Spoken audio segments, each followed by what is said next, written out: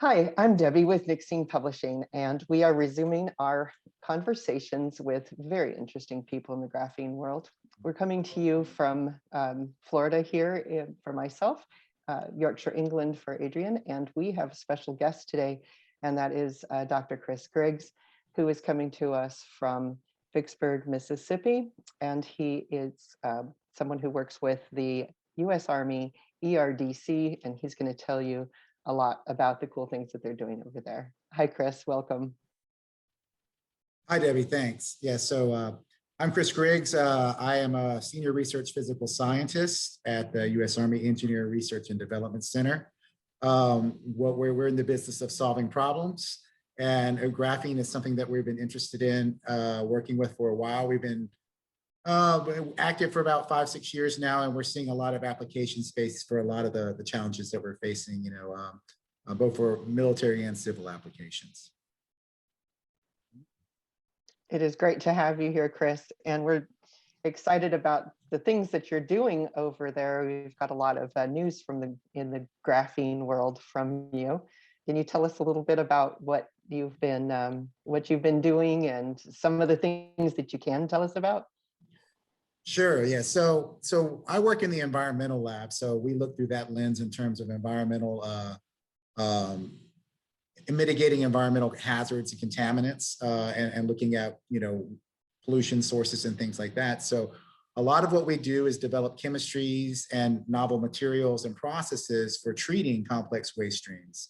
And so graphene has found its way into our portfolio, both in the media and the chemistries in terms of what we've been using to clean certain types of water. But we also are looking through a bigger lens too, is that, from a chemistry point of view, that, graphene is carbon, and carbon is also an issue. So I think that one of the things that we're really excited about is the opportunity to use graphene and advanced carbons, both and other 2D materials, both as a mechanism and a media to clean water, air, and other matrices, but also to harness waste forms of carbon and transform them into graphene to something that's usable. So it's basically both a source and a sink. And so I think that we can use it as a feedstock that would ordinarily be a contaminant that would be landfilled or find its way into the environment. Or we also can use it to produce advanced materials. So on our environmental side of the house, it's a win-win. Chris, you talk about graphene as if it's just a single material. Are you finding that one type of graphene does everything, or are there different grades? No, so I think that a lot of people have, they think of graphene, they think of a monolayer of sp2 hybridized carbon, that basic, honeycomb lattice, or the chicken wire analogy. No, they are quite different. It's definitely not one size fits all. There are lots of grades of graphene. So both spatially in terms of size, but also in terms of geometry and, in terms of their morphology. And then also there's a lot of other things that can be incorporated, that they could be functionalized, but also they could have different surface areas and other things that impart their reactivity and their functionality. So yeah, there's lots of different options, and there's a lot of different application spaces. So I think it's important to understand that it's not one size fits all. So you're going to do your homework first, characterize the graphene, know exactly what you're dealing with before you can then start to have consistent, repeatable results. Yeah, so because one thing is interesting, if you're thinking about it more, and even if it's a couple of layers, you have to think about that three-dimensional aspect of it, or the sizing. And there's two different things that you look at. There's the basal plane of it that's going to dictate certain parts of that carbon, and I think that's where I think it's more understood and more known about what's going on. But then you have the edge effects, and those edge effects can be drastically different, right? So it depends on how they manufacture the graphene. It also depends on what they made the graphene out of, right? You know what I mean? So what the feedstock was. So a lot of those things that come out in the end, yeah, there's going to be some variability, and I think that's a good thing, though. That means there's a lot of knobs we can turn, so we can tailor and tune it so that we can make the right type of graphene for the application. Yeah. Great. So we've now got a handle on what graphene you're going to use, and there'll be a lot of secret stuff in there, but you understand what you're playing with. What are you using it for? So right now, so my team is the Sustainable Water Infrastructure and Materials Research. So we're acronym heavy. So SWIMMER is the acronym. So one of the things that we're looking at as new ways to design novel water treatment processes and media. So we're all familiar with activated carbons and carbon filtration media. So we're taking this a step beyond. And so what we're trying to do, rather than just, so basically you have two moves that you can make when you're treating water, essentially. You have a separation where you're just filtering or removing something. Then you have transformations. And where we're seeing graphene shine is that it is both. It can be both a separation and a transformation. And so there is some inherent electron shuttling that goes on inside some of these materials. And that if you can harness that and you can tap into that, you can see that you can transform certain contaminants, whether it's disinfection of pathogens through oxidation, or if we could enhance it even further, it could be degradation of certain contaminants, in terms of oxidative pathways. And so, so certainly it has barrier properties, as we've seen with all of the different membrane applications. Definitely it's a new material that's very promising with other 2D materials in terms of the separations. But I think where this really shines is that it's dual purpose. It doesn't have to be one or the other, it can be both. So you can have a reactive membrane, if you will, so. Yeah. Hey, Debbie, it sounds like Chris is cleaning up the world one atomic layer at a time. Yeah, definitely. Even using shrimp. Now that reminds me, because seeing as you brought up shrimp, Chris, can you tell us a bit about that, the shrimp stuff that you were playing with? So that's still, so simpler is always better for us. And so, well, and we're the environmental lab too. So we always like to use, in my group, we like to start out with the most environmentally benign or renewable type of options in terms of our materials, because we don't want to attack an environmental problem with another secondary environmental problem, right? So we use a lot of bio-based materials. And one of them that we really like working with is the biorenewable polymer chitosan, which is a derivative of chitin, which is the second most abundant biopolymer on the planet, where there is an immense amount of seafood shellfish waste that comes out of that industry. And it's normally a liability for them, but it's actually a very useful polymer. And for us, it's two things. One, the chemistry is very simple. It's aqueous, so we can do it just by tweaking the pH, which is a huge thing in terms of the polymer chemistry, in terms of making it simple. The second thing is, just by trial and error and just through serendipity and luck and projects converging together, we found that chitosan and graphene oxide are extremely compatible. In fact, they actually self-assemble. They actually you can actually encourage them to make layered systems that have order. And so we've seen that both in microscopy and in diffraction. And so when you see something like that, I say that it would have been really hard for us to do this if we had tried. And this did this all by itself with very little input or energy in a very simple way.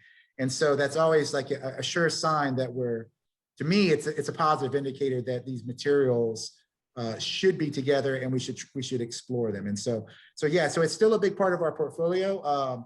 And like I said, I think a lot of what we've done, it comes from an environmental standpoint, because we're trying to think about the life cycle of the material. Like, we don't want to make something that's very high performance, but then it's not recyclable. And our materials, because of what we use, is 100% recyclable. Our membranes, you can recycle them and you can completely restore both the bulk, the bulk morphology, but also the performance as well. So yeah, we can just shred it, put it through the process again, and make the same material again. So so that to me, that's a huge advantage over traditional thermoset polymers. That's a one-way trip. You know what I mean? You're not going to be able to recycle those. So. Yeah, so you've taken a waste product from the fishing industry and turned it into a nano self-assembling material using graphene that could be used for water treatment applications, that sort of thing? Yeah, so what we're seeing right now is that there's certain, so it's about selectivity, right? So I don't think we'll ever be able to compete on efficiency with their traditional reverse osmosis membranes and so forth. But I think selectivity is where it's going to shine. So we've looked at different probes and we can see that we can separate certain charges and certain sizes, and anything that has, a carbon ring, an aromatic ring, we can separate that as well. And I think that's coming in from the graphene additive. So what we're seeing is that, there's some things that might be, branched or chained that might make it through, but the rings don't make it through. So we're starting to see there's a lot of selectivity that we can play with here. And I think that's kind of the future of membranes, because we're never going to compete on efficiency in terms of like, liters per meter squared per hour in terms of flux, going through the membrane. But I think that we can do selective separations and liquid-liquid separations quite efficiently with material. That's really interesting, yeah, because things like aromatic molecules, Debbie, that means things with rings in them. They're persistent pollutants in watercourses, aren't they? And if you can selectively remove them, that's quite a big deal. Yeah, and so I think that a lot of it has to do with the interactions with the basal plane of the graphene, and so there's pi interactions, there's hydrogen bonding, there's all kinds of things. I think what we saw that was the most encouraging is that when you think about filtration, a lot of it's just physical removal, right? So we think that there's an affinity for it, it sorbs and it sticks to it, and that's fine. But when we see that there's other mechanisms at play, like it's actually being rejected, right? So it's not sticking to the material, it's just not going through and it's being rejected. So that mechanism is something that we've seen that's based on charge. And we think that it has a much bigger application space than even what we're looking at. I can think of everything from pharmaceuticals to petroleum to all kinds of things. I think that that's going to be of interest. And so, but yeah, the total concept, I think what we're trying to do is taking waste products, making them valuable products. And I think that not only works for the biopolymer, chitin, chitosan, from the crustacean waste, but also carbon waste. You can think of all of the carbon forms of waste that we have, whether it's gas phase, greenhouse gases, contributing to climate change, or it's something, single-use plastic and other things that are polymer-based that could be potentially converted to graphene through some of the emerging techniques coming out of some of the universities. Really impressive. And then some of the water filtration that you're talking about could possibly have space applications too, couldn't it? Yeah, so one thing I always joke about is that, we're doing water research in Mississippi. If you know Mississippi, we have the river here, we have a coast, we get a lot of rain, and actually flooding is quite prevalent, and it's a huge deal here. So we have lots of water here. So in terms of water scarcity, that's not really an issue for us, right? So, but, since it's in our backyard, the data that we have in Mississippi is absolutely transferable to an arid region out west that has water scarcity, or even to a more austere environment space. Yeah, so our water recycling and reuse systems and what we're doing, with the different types of membrane systems, absolutely, it could go anywhere, right? So anywhere where you have one source of water and you want to be able to extend the lifespan of that water by reusing it over and over, it's never going to be 100% efficiency, but you can get to about 90% efficiency. Oh. And what you can do with that is you could take, let's say, 100,000 gallons, that effectively would be 700,000 gallons if you reuse it 35 times.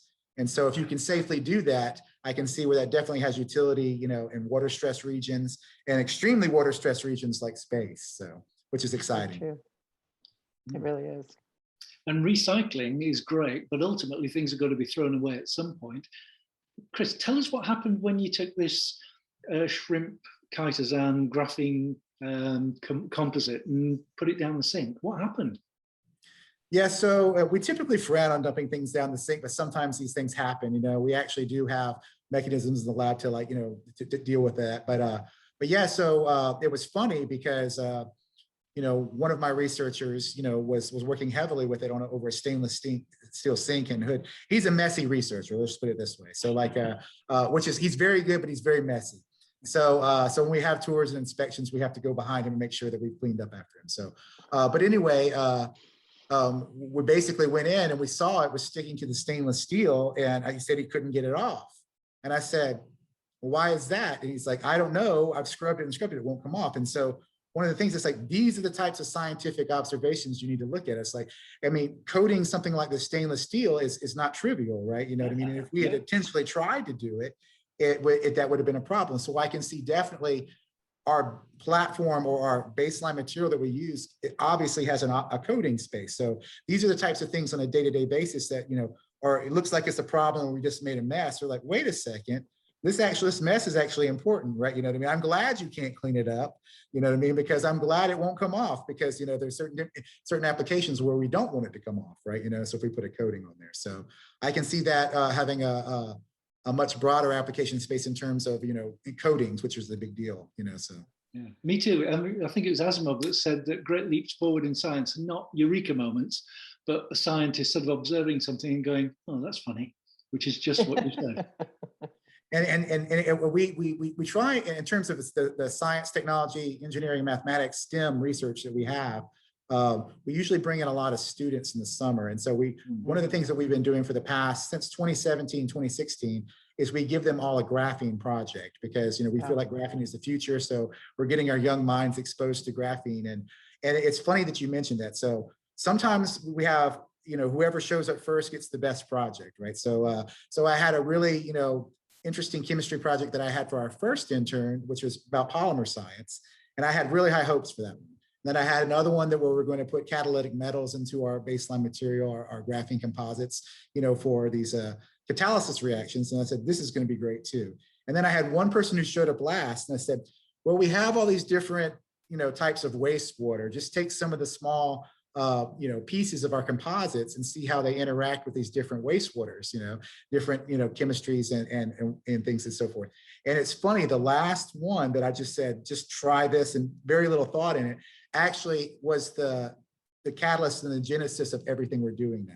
And I went in and saw that they put it into a flask of water, and everything that was in there, it was crystal clear, and all of the, you know, the suspended solids and the microbial stuff in there was all either completely flocculated out, or it was stuck to the membrane and it was completely clear. And I said, you completely removed everything in the water column with that little swatch of our material. And I was like, what's going on here? And so that's what we've been chasing for the past 3 years, of like what that mechanism is. And we're getting close. So. Wow. This is fascinating. Debbie, I could talk to Chris for hours, but we do have limits, don't we? Yes, you could. And it's been an awful lot of fun listening to the both of you. Well, I love the idea that you're working with the students, because that's one of the big things that they're talking about right now is, you know, dialing up advanced materials for the future. And because the future's now, and we need to get workforce trained up and all of that, you know, to be aware of it. Yeah, and it's been really good for recruiting too, because graphene is gaining, you know, a lot of salience. You know, just people are now more familiar with it, and so it's attracting some really good people. So some of the people that we've been able to recruit, they specifically came here because they wanted to work with graphene. So that's great. And so they're like, you know, so basically we gave them an interview, and they're like, who's the person doing the graphene research? And I'm like, so it's been good for me, because I've been able to recruit our best people, you know what I mean? So everybody's good, but like, you know, I've actually got a very good team, and I think a lot of people are interested in these next generation materials. So you are the US Army's Mr. Graphene, Chris. Now, I don't know about that, but I am very pro graphene, and you know, there's other people that are working with it as well. But within my organization, I've put together a very multidiscipline, cross-functional team, ranging from our geotechnical and structures people, you know, in terms of concrete and asphalt and polymers, to our environmental people, to some of our, you know, other disciplines as well. So one of the things that I'm trying to do is to build a solid presence for graphene within our organization, so that we can get the right people to answer the right questions, because it's something that, you know, our leadership, all the way to our director level, Dr. David Pittman, he's very pro graphene, and he sees the potential there, and he's been very supportive to us. And so I'm just trying to be the person that's getting the right people together to have the right conversations. And so so I am passionate about it, and I have some IP and some publications in the area, but I think that the future is going to be very multidisciplinary. Well, I thank you so much for your time, Chris, and for the conversation. You and Adrian are great to listen to when it comes to this. I appreciate it. We'll look forward to hearing a lot more from U.S. Army ERDC and Dr. Chris Griggs. Thank you for listening. Thank you for watching our videos. If you have some comments or questions, post them, and we will get back with you. And we'll see you next time.